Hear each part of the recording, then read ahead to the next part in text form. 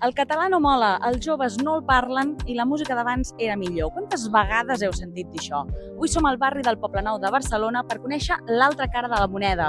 A l'Institut Quatre Cantons s'hi celebra la primera batalla de rap improvisat en català que reuneix una vintena de joves que normalment no parlen aquesta llengua. Qui guanyarà?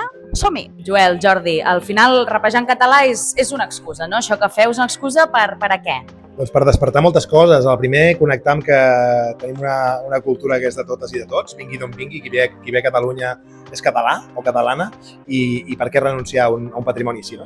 Trencar límits que a vegades un mateix s'autoimposa, que es dona compte que a través d'aquests jocs que proposem, d'aquestes activitats, no són altra cosa que construccions mentals que podem trencar.